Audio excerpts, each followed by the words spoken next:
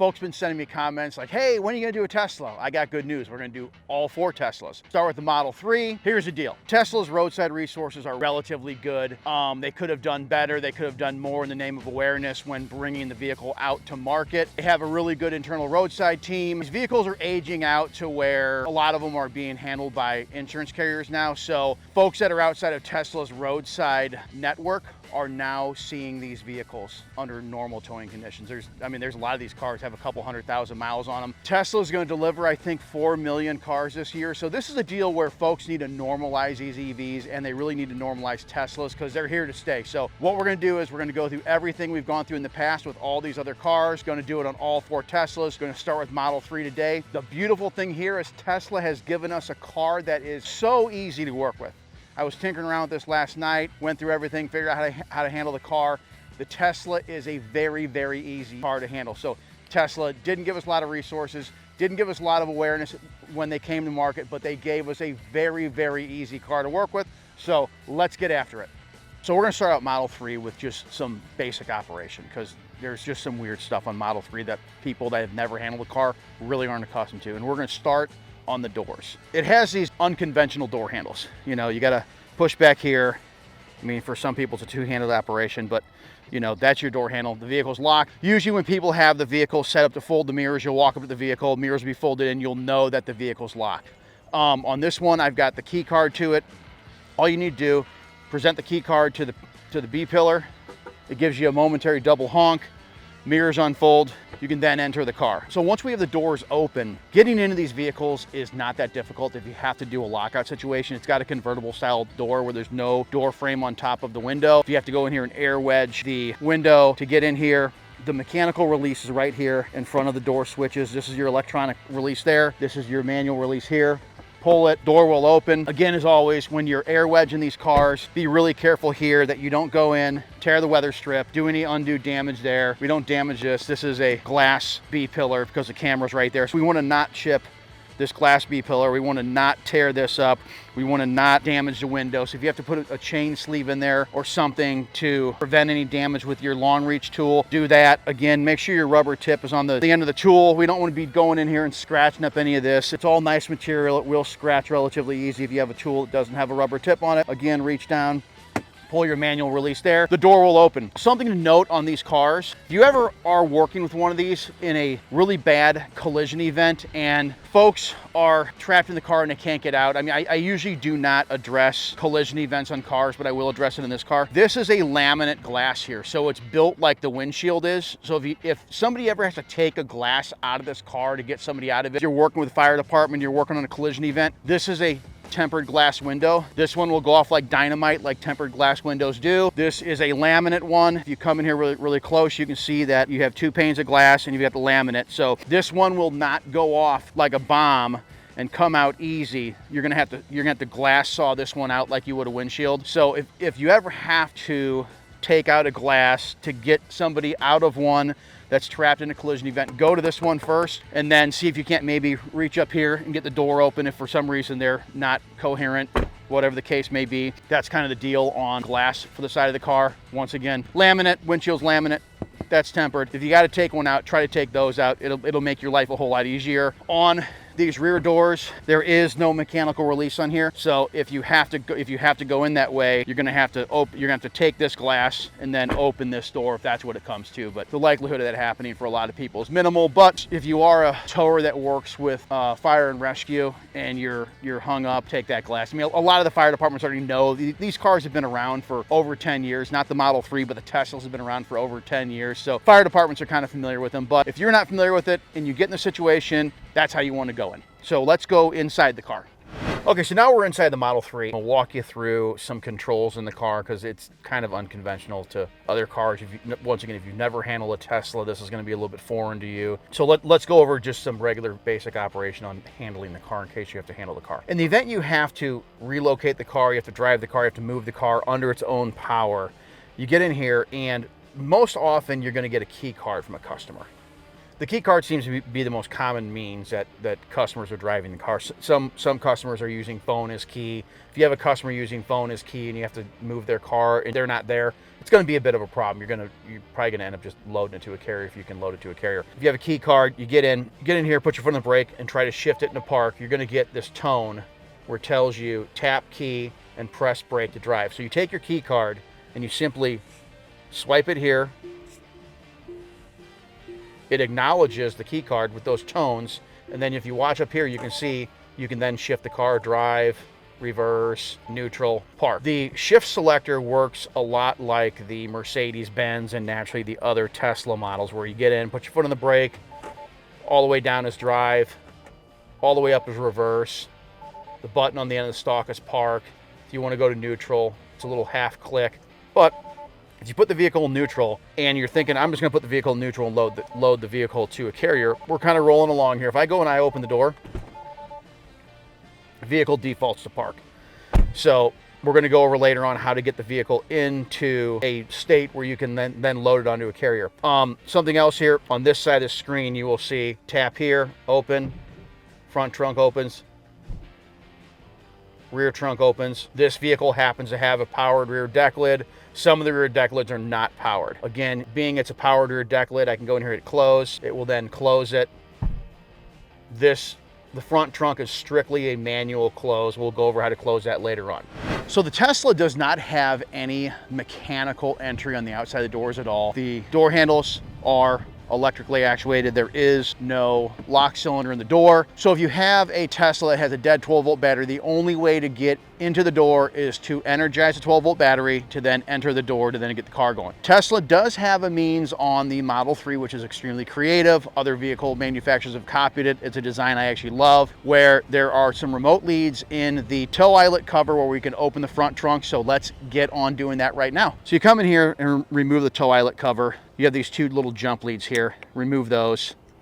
There's a positive and a negative. These are not energized. These are strictly for opening the front trunk. I'm going to take this cover, throw it in my pocket so we don't get it scratched up. What you'll do is you'll come in here and you'll take your jump source, preferably a jump box. Tesla, from what I've read, Tesla really wants their vehicles jump from a jump box. They don't really want them to jump from a car. So you take your jump box, energize the positive lead, the negative lead, and actually red is positive, black is negative. The front trunk will open. We can then go in and access a battery to then recover the 12-volt battery. When you are jumping Tesla Model 3s, really any Teslas, I'd recommend a diode protected jump box. Reason being is when the vehicle begins to recover its own 12-volt battery, usually there's an elevated amperage coming back into the battery, charging the battery up. This is one of those times you do not want to be backfeeding a jump box. So you want a diode protected box that does not allow backfeeding in the box. Not saying this has happened on Teslas. I have seen other EVs actually burn jump boxes. It's not uncommon. I don't know if a Tesla will do it. I've never seen it happen on Tesla, but I know it has happened on other EVs, and they all kind of act the same in that recovery from the high voltage into the low voltage. So diode protected jump boxes always when jumping Teslas. So front trunk releases, and this is another beautiful design of Tesla's. This service panel needs to come out, but Tesla has done such a good job with the fasteners on this panel. I have yet to handle one of these cars where you lose any fasteners.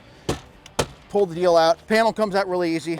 Set it aside. This vehicle has a lithium-ion battery. So you're going to get this vehicle in two different flavors. You're going to get it with a lithium-ion battery, or you're going to get it with a lead-acid battery. The lithium-ion battery starts at kind of like December 2021 production date out of the Fremont plant. We're in North America, so I'm going to address that. So on North American cars, right around December 2021 production date, you're going to go from lead-acid to lithium-ion. So there's like a couple month window where you could have one or the other. This vehicle is actually a 2023 model year, so it's definitely lithium ion. We will go over lead acid shortly. So lithium ion, come in here, and we want to remove your cover from your positive lead, and you're going to make your ground connection on this bolt right here, that one right there. So you're going to make positive connection from your jump box here. You're going to make a ground connection there. You're going to then turn the jump box on once you have the connection made to the lithium ion battery on the Model 3. Again, we're working on a lithium ion battery jump start on a Model 3. You will come up, assuming the vehicle is locked, present the key card on the pillar, enter the vehicle. We've made our way into the vehicle. Obviously the car is energized. It's allowing us to come into the door. Next step is we're going to take the key card. We're going to present it down here by the console so the car acknowledges we're in it. Next step is to see if the car will shift to drive. The vehicle's given us that tone. It's a good indication it's going to allow us to shift. If we see over here, front trunk is unlatched. Please close front trunk. Ignore. Continue to drive. So this is an indication the vehicle is going to allow us to pull away, which is telling us the vehicle is recovering its own 12-volt battery. Verify that you're in park. Vehicle's not going to roll. Now all we need to do is get out, disconnect our power source, put the service panel back in, close the front trunk, and we are good to go. We're back out here, 12 volts up, vehicle's recovering its own 12-volt battery, and all we need to do now is disconnect our battery source, our jump source. Once again, Tesla really wants these things jumped off of a jump box, so all you need to do is come up here, switch your power source off, disconnect your negative from the bolt over here, disconnect your positive, reinstall the cover for the positive jump terminal, take our service panel, line it up, and the panel goes back in as easy as it came out. You line it up with all the little studs, push it in, it goes in really, really easy. That service panel is beautifully engineered by Tesla. I will give them that on that service panel. And they did a really good job on that. From here, when you close this front trunk, don't slam it, bring it down. It's reinforced right here on the panel. So just take both sides of the Tesla badge, simply push the panel down and it latches. Don't push on the lip. Lip might bend, there's a concern there. So both sides of the Tesla badge, push it down, it closes. From there, we're going to reinstall our cover. We're going to put the leads back on, put it back in the bumper, button things up. From there, the vehicle's ready to go. Now, if you don't get a willingness to shift the drive on that first jump attempt, Tesla recommends come out, turn your power source off, disconnect your leads, connect your leads, turn your power source back on, go for it again. They usually want the jump source on the vehicle about 20 to 30 seconds. By the time you get it on there, get in the vehicle, do everything you gotta do, your 20 to 30 seconds is usually gonna time out. So you usually have enough time between making the connection and then you making your way into the vehicle. Once again, if the vehicle's locked and it allows entry, it's already a good indication the car is going to start, so you're already on a good path there. If you get to the door and you can't get in, you're going to have a problem up here with your jump source, so that's going to be an issue. I'm going to read you something that Tesla has in their manuals, and it kind of gives you a better understanding if you've not dealt with electric vehicles, if you've not dealt with Teslas, how these low voltage and high voltage systems interface with each other. I'm going to read exactly what Tesla has here. It says, in addition to the high voltage system, Model 3 has a low voltage electrical system. Its 12-volt battery operates the restraint system, airbags, windows, door locks, touchscreen, and interior and exterior lights. The high voltage system charges the 12-volt battery, and the 12-volt battery supplies power to the high voltage contactors. Remember that for a moment, allowing high voltage current to flow into and out of the high voltage battery. So the reason why I'm bringing this up is occasionally you will pick up a vehicle and it will be an out of charge situation on the propulsion battery, on the high voltage battery. You'll tow it to a charger and then the low voltage side will be dead too. So you'll drop it off, they won't be able to open the charge door. The 12-volt system is needed to open the charge door. The 12-volt system is also needed to close the contactors to allow the vehicle to recover energy from the high voltage into the low voltage system. So both systems really need to be up. So if you have a high voltage system down and 12-volt system down, both of them really need to be jumped. So in the event you are assisting a customer in an out of range, out of charge event on the high voltage side and you drop them at a charger and then they can't get into the vehicle from there, it may require coming down here, connecting your 12-volt system here so you can in turn open the charge door, then get the car plugged in and allow the car to then recover the high voltage side. So if you're dealing with that situation, there are going to be another couple steps required in the process to then get the customer on their way. So keep that in mind if you're dealing with a vehicle that is completely out of charge. We covered lithium-ion Model 3. This is a 2021 October build date. So it's before the December 21 Fremont transition from lead acid to lithium-ion. This is a lead acid car, so I'm gonna show you how this looks compared to the lithium-ion car. So the battery looks totally different, and the jump procedure from Tesla here is, again, with a jump box. Make your positive connection on your positive terminal, negative connection on your negative terminal, turn on your 12-volt power source, and then go in the vehicle and simply tap the touchscreen. It comes on, then it means that the vehicle is recovering its 12-volt battery. Come back out here, turn your power source back off, disconnect negative, disconnect positive, cover your positive back up, and then come back in here, reinstall your service cover, and that's it. That is jump start on a lead acid Model 3. You have to tow a Model 3, have to load it to a carrier. Model 3 is a tow eyelet vehicle. Tesla wants the vehicle towed with a tow eyelet. I know there's folks that don't like tow eyelets, use a tow eyelet. It's how Tesla wants a car handled, use a tow eyelet. Tow eyelet in the Model 3, come in here, sometimes a little carpeted deal. This guy's got a rubber mat in this one. Tow eyelet's right there. Pull it out. This one appears to be a left-hand thread. Again, We already have the tow eyelet cover out. Install the tow eyelet. It's a left-hand thread, so it goes in counterclockwise to install it. On tow eyelets, you always want to screw them all the way into the seat. So we don't want a situation where we have anything left on the thread. It goes all the way into the seat. You don't need to put a tool in here and tighten it up. Just get it to the seat. Come in here with a short little 2-foot endless loop. Try to not make your connection directly here with your hook. Reason being is if you can get some separation between the vehicle and that big heavy hook and the steel cable on your winch line, you prevent a situation where the winch line comes down and damages a bumper cover or anything. Now, addressing the tow eyelet, anytime I move tow eyelet vehicle, I like to run a secondary back to the control arm in the event there is a failure here. Not saying there's gonna be a failure. If there is a failure here, for some reason this breaks, there is a compromised bumper beam in the vehicle from a previous collision that was improperly repaired, whatever the case may be. You know, maybe the guy before you mishandled the vehicle and broke something in here. So to prevent a complete roll away of the vehicle, just loop the control arm with a secondary, come up here, hook it to your hook, this endless loop to the hook, that endless loop to the hook. You have a positive connection to the vehicle, and you are going to mitigate a complete roll away of the vehicle, barring some crisis. So you'll come into this screen, you want to tap the little car icon, get this screen up. Again, you're going to need the key card or something, the remote, something to the car. Present the key card to the car down here by the console again. Go in here to service, towing, and you'll notice, you'll see towing mode right there. It won't let you do anything. Got to put your foot on the brake, go to transport mode. It will then put the car in neutral and allow it to be loaded to the carrier. From there, you'll winch the vehicle onto the carrier, strap it down, come back in here, put the vehicle back in park, set the parking brake, simply push the P button on the end of the stalk, put it back in park. You'll see down here, transport mode is now turned off. When you get to your destination and you need to unload the vehicle and you want to free roll, you have to come back in here and redo all of that again. So it's enter the vehicle, enter the screen, go to service, go to transport mode. Again, it will allow the vehicle to roll. You can then unload the vehicle, get it where it needs to go, come in here, press park, ensure transport mode goes off of blue back onto gray. Vehicle will sit still, disconnect the vehicle, put everything away, deliver the car to the service center.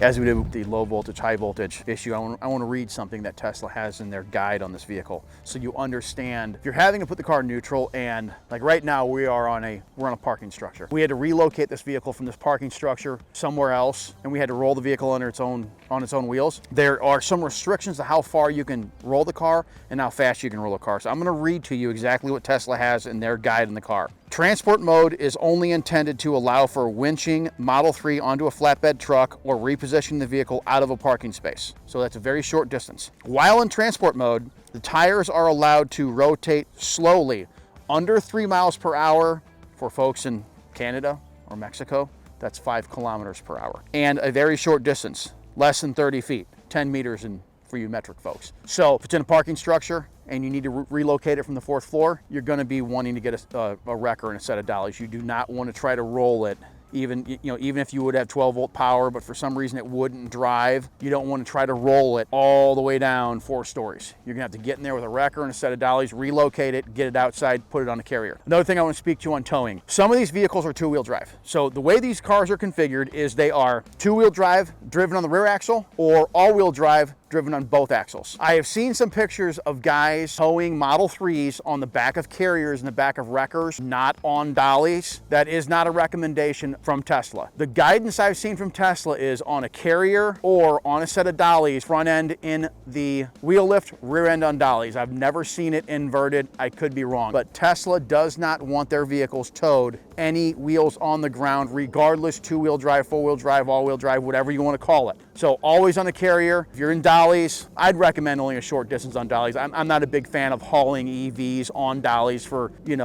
really long distances. I think they ought to be on a carrier. So regardless of what your buddies say on hauling 2-wheel drive Teslas backwards, don't do it. Just do not do it. Just break yourself of doing it right now. Normalize that these things go on carriers or they go in dollies for short distances. Do not take them backwards under any circumstances. If you would make a mistake, somebody has taken the dual motor plaque off the back of a Model 3 and you walk like, oh, this is a single motor Model 3 and then you tow it backwards and it's really a dual motor that somebody's removed the plaque off of, you can have a thermal event in the front motor and completely destroy the front motor. So that's not a cheap fix. So just default it, put them on a carrier, 8-point them, go. That's how you want to move them. Charge cords. Charge cords do get stuck in electric vehicles. I don't care what anybody tells you, they get stuck in electric vehicles. Not always. It happens on a rare occasion. And as I've said in previous videos, I've seen instances where guys have dismantled chargers, taken the charge cord, taken it in with the car, sticking out of the car. Model 3 has a manual release for the charge cord. It's really easy to do. So the charge cord goes in here on the driver's side rear of the car, and let's pretend for the moment it's in there and it's stuck. It will not disengage. Here's the procedure. So what you'll do is you'll go into that screen, you'll hit the little vehicle icon, and you'll go to the charging section, hit charging, and then you will end the charging session. Once you've ended the charging session, you will come here, open the deck lid. So directly behind the charge port in this quarter panel on the driver's side, there's a recess in this little trim panel right here. There's a hole right here. You'll reach up in here and there is this little tether. So what you're gonna do here is once you have the charge session ended inside the vehicle, you're gonna come in here and you're gonna pull down very gently on this release. You wanna pull this first. Once you've pulled this and you've released the latch, you then reach out here and disconnect the charge coupler from the vehicle. When you're done with that, take your tether, put it back up. So you have the charge coupler disengaged from the vehicle. Naturally, you put it away. This will close on its own. It'll either time out, you'll open the driver's door, it'll close, or you can go in there and center screen and close that manually. I mean, you can push down on it, but I don't like pushing down on them. And that's how you get a stuck charge coupler out of the back end of a Model 3. So we've got all that done.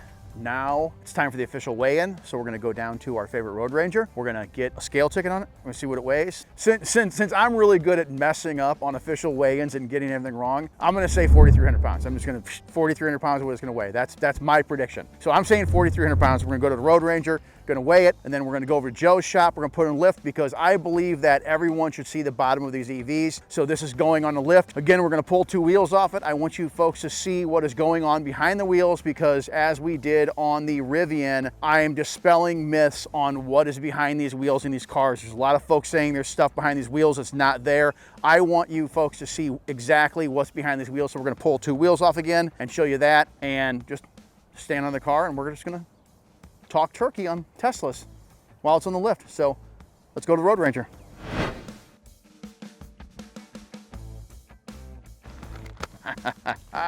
I was wrong again. So I said 4,300 and it's 3,920. A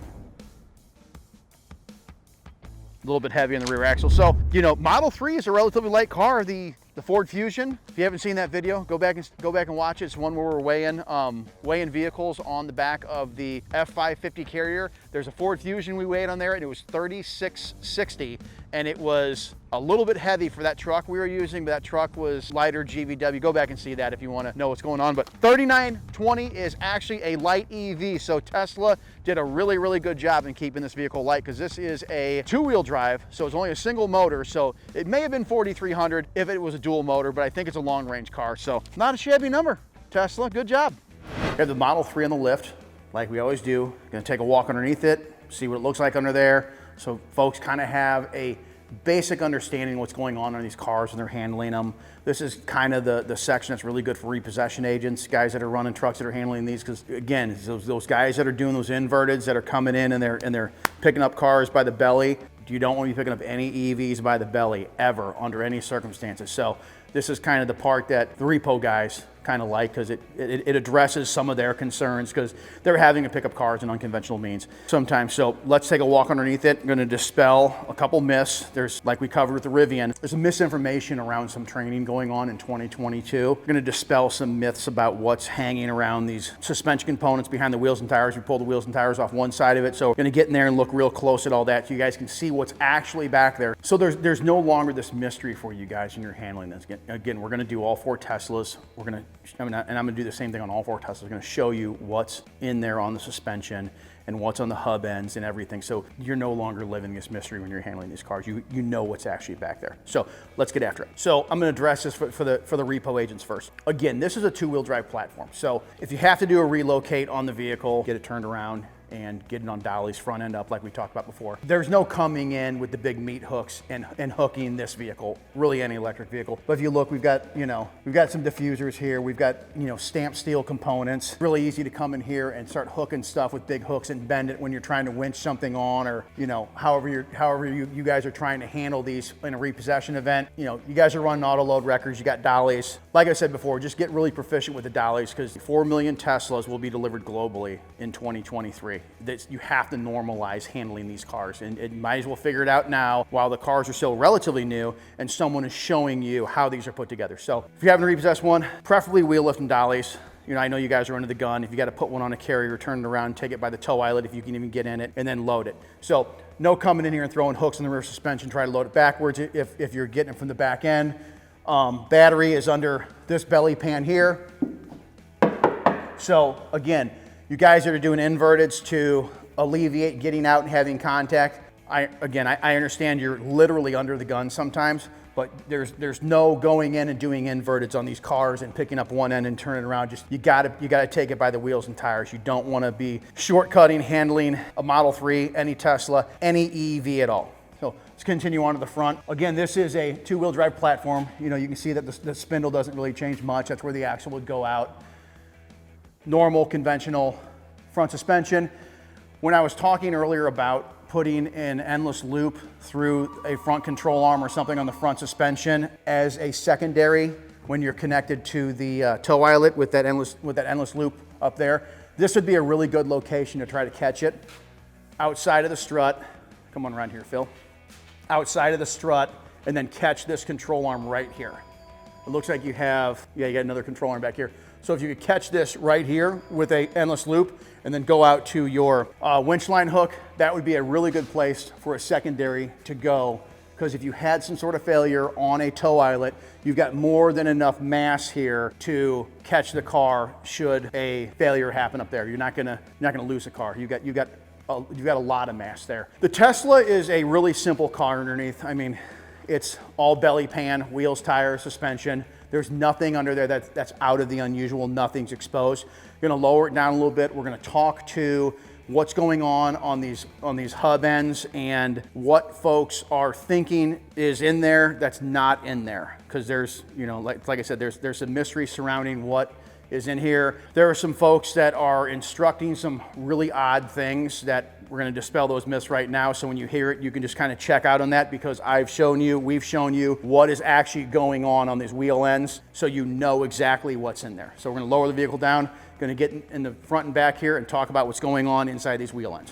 When we had the Rivian in there, I was talking about in that vehicle how there's some training going on these EV platforms, that there's all of this weirdness going on back here behind the wheels in this wheel end. I've heard people say that there's alternators and generators and there's all this regen braking stuff out here and the motor spins backwards. You gotta be really careful who you're listening to. If they're not showing you the vehicle, I'd be really leery and even listening to what they have to say. So we're gonna put the camera in here in a second and gonna show you around. There's nothing in here that is out of the ordinary from a normal ICE vehicle. We've got an ABS or a wheel speed sensor. The only thing that's really different is we've got this really large, come in here, Phil. We have this really, really large parking brake actuator right here. Have some parking brake lines back here. You've got all the suspension here. You have a shock there. Come on, let's switch places, Phil. You have what appears to be a wheel speed sensor here. So there's no high voltage wiring coming out along the suspension anywhere to anything out here.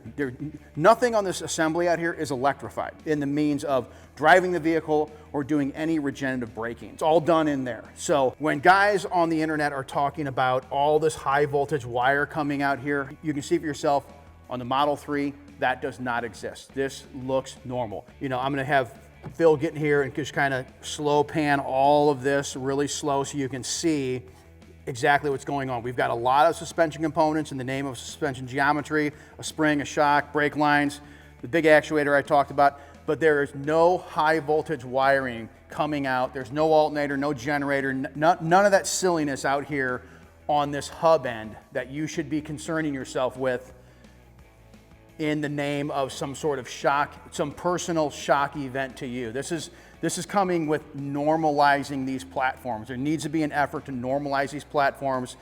Not every, you can be the person like, I've handled a bunch of Teslas, I'm not afraid of them. There are people out there, and this is for those people that have not experienced a lot of electric vehicles, and you're more likely to experience a Tesla than probably any other electric vehicle just because of the sheer numbers of them on the road.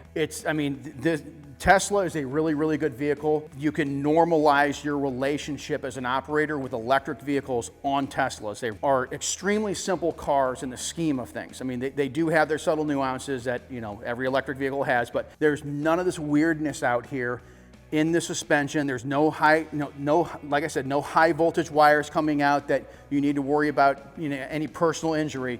This is all normal stuff that we're accustomed to looking at. The suspension geometry is a little bit different, but in the scheme of things, it's a suspension, and there's nothing to worry about here. Just, again, don't be taking the old meat hook and hooking it and then running it down on the winch like guys like to do. I mean, that time has come and gone. This isn't 1978. This is not a Chevelle. We're not doing that anymore. Were Chevelles made in 78? No, they weren't?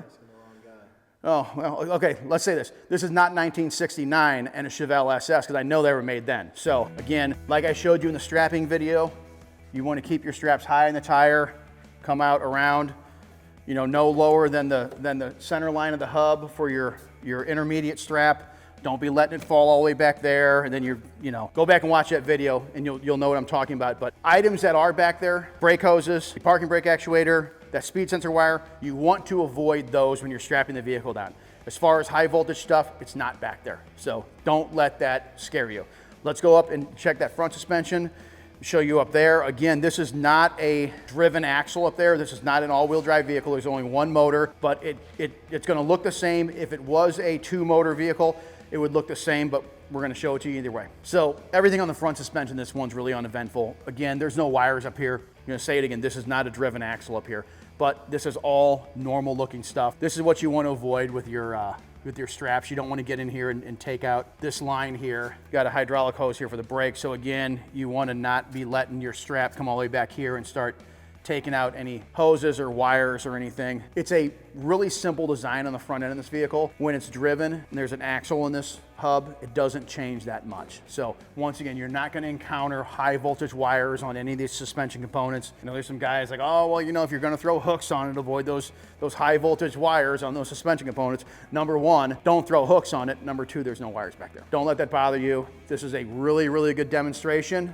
I'm going to keep repeating this. An excellent demonstration of how to normalize these platforms, because you're going to keep experiencing these EVs as time goes on. There's going to be more. And honestly, I think this is something that Tesla could have done a better job doing. I'm not trying to knock Tesla because they've done a really good job building the car, but in the name of awareness, these OEMs could be doing a better job in creating awareness. So that's what we're doing today. So we've covered suspension, battery, the myths around what's hanging on the suspension behind the wheels, all that under the car. I want to show you one more thing. And this is something that guys that are working for Tesla will kind of understand. And guys that aren't working with Tesla roadside, you're not going to be changing a lot of tires, because those are probably just going to get towed to a center or towed to a tire shop, because that'll be outside of Tesla's tire program. But in the event you ever have to jack one of these cars up, I've got jacking pucks in this car, and they're not really required for lifting these vehicles up. I got them because, this is not my car, this is a borrowed car, so I wanted to make sure that we weren't going to damage anything here.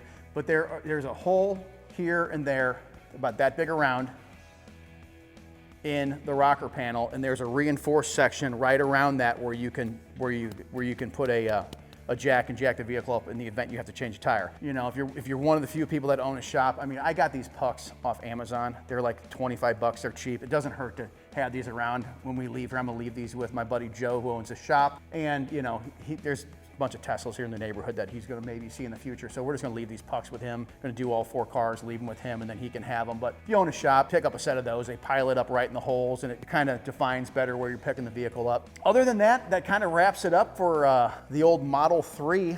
If you have any questions about the vehicle, feel free to drop me a line on the old YouTube. We've got X coming, we've got Y coming, and then we've got S coming. And I think we're going to go from here. This is 3. I think we're going to go 3, Y, S, then X. If anybody's wondering, well, I want to know about an X. When are you going to do that? It's unfortunately going to be the last one. The reason I'm doing them in the order is this is the highest unit volume. Y is number 2, S is number 3, X is number 4 in number of units on the road. So the most demand for information is on this car right now, so that's why I did Model 3 first, in case anyone's wondering. Once again, if you like what we're doing here, like, subscribe, refer it to other guys that are running trucks. Anybody thinks this EV content's cool. That's all I got for this one. We will see you on Model Y.